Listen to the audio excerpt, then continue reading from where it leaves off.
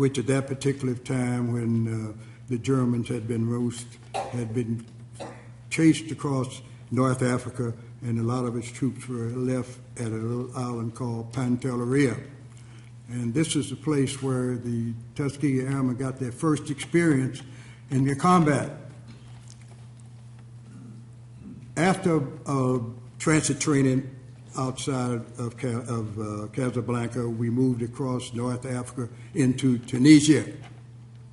Tunisia is about a 2-day trip from Casablanca, flying fast by airplanes. North Africa is a place you would never guess how large it is. You can put one part of it in the corner of the United States, considering one part of it. At our first experience as flying into combat, the planes carrying 500-pound bombs, frag bombs wrapped around, they took their first trip out across the Mediterranean Peninsula into Pantelleria. And it was a feeling that none of us had thought that we would ever experience after seeing those iron birds going across into combat. There was a quietness in the beginning of that first trip. I remember the first mission. There seemed to be a quietness of everything looked like it's about to happen. And all at once looked like everything exploded. The engines started roaring and everybody got in formation and took off. And we felt that this was something that we could be proud of and that we thought we could never experience, to see these iron birds cross out of Cape Bon into Pantelleria. That was a feeling I should never forget the longest day I lived. After that particular time and many missions and sorties across the Pantelleria, we went into Sicily. And there we had the experience and the mission to support the 7th Army, General Patton's 7th Army. And you've heard a lot about his charge across Sicily, and he knocked out and blew out everything. But never in history was it known that the tactical support was afforded General Patton was the 99th Fighter Squadron, who did his air tactical support. And we did our thing. We knocked trains over, we cleared tanks of the enemy, strafed ground, destroyed troops until he was ready to go. And he had the wave done. It was done. After the experience in Sicily, we moved into a place called Cartagena. And at Cartagena, we were based at a base called Cartagena, which is at the foot of Mount Vesuvius. And that Mount Vesuvius, which I've heard a lot about, we have heard a lot about Mount Vesuvius and it exploding and wiping out Pompeii. And there was that giant, and it is a giant. See the smoke just puffing generally out of it. For the first time since 1927, in about 2 weeks we had been there, that boy blew. Cracks in the ground, shaking smoke, houses that had been built around the mountain itself being covered by lava. It was an experience, I guess we'll never forget that either. After tripping by Cartagena, going following the tactical trips up Italy, we were joined by the 100th Fighter Squadron. And this joining gave us the encouragement that we needed. Well, I think you're doing something right to have another squadron to come join you. And the 100th Fighter Squadron, of course, they joined the Mediterranean Coastal Protection, and they were flying P-39s, a different aircraft, but their job was to protect the coast from the supply ships that came into Naples. After that time, we moved on up Italy, again doing tactical support. Tactical support is when your aircraft flew close to the ground and destroy everything in support of your ground troops. But after that time, I guess we got pretty good. We joined the 15th Strategic Fighter Force. And there we would support the B-17s as they flew in and out of Europe all over southern France, the Balkans, Australia, and later it was learned because we were doing such a fine job protecting them. 2 or 3 of the crew members came down the road from where they were stationed, and they were surprised to see who it was. We like to see the men who protect us over Europe. And one of the commanders, the commander of the 99th, well, here we are. So that was a shock to them. So that flew out. That lasted for several months.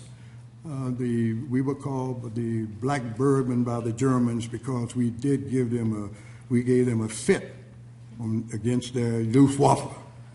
We really pulled them out of their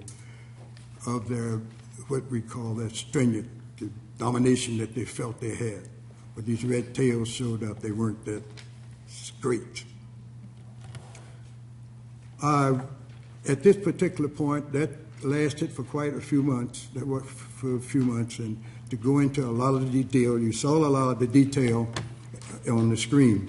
So what I like to do is to give you a few statistics of what happened during the time when we were covering for the Strategic Air Force.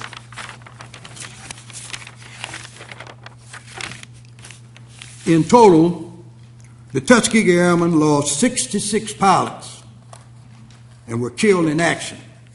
You don't see all that on the screen, but it was there.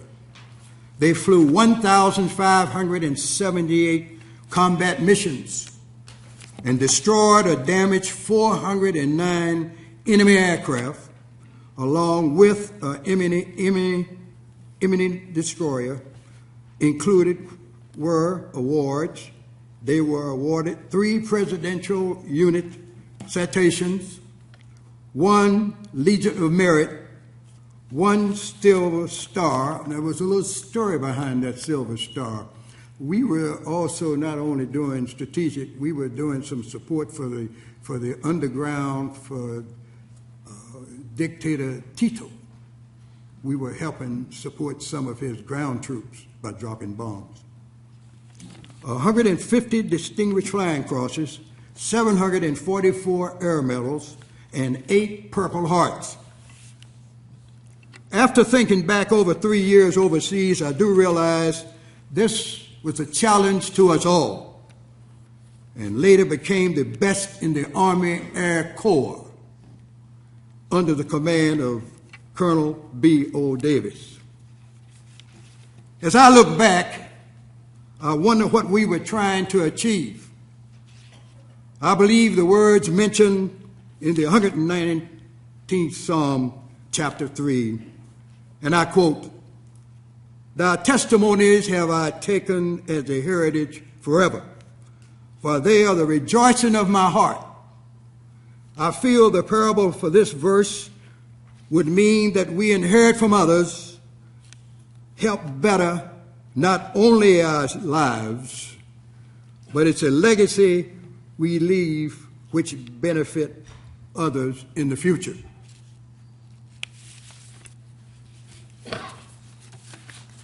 About 60 years later, approximately 50 years later, the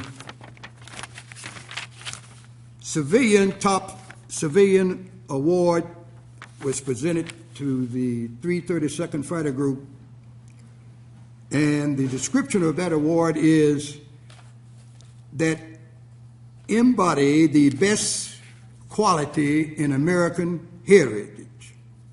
Before it can be awarded, legislation must be approved by Congress and signed into law by the President, after which the Congress first awarded the Congressional Gold Medal to George Washington in 1776. Many of these had been passed out, only 200 in the entire history of the United States. George Washington got the first. There was a poem that was on the program when we were given this award, and I like to quote a poem that was written on the back of that poem, of that program. "On freedom's wings, bound for glory, these intrepid men roamed the skies in defense of liberty of all men. Before the Air Force shattered the sound barrier, the Tuskegee Airmen shouted the race barrier. Their deeds will forever be etched in the annals of those who sought freedom and justice. This was written by an unknown Tuskegee Airman. I'll speak to myself. It was a privilege to serve as an airman for our country, while at the same time pave the way for future Afro-American generations to pursue careers in aviation. Thank you very much. Thank you. Thank you.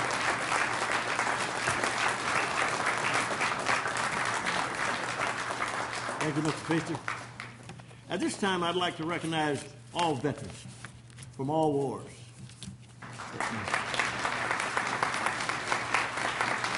And that includes the women veterans of today's war.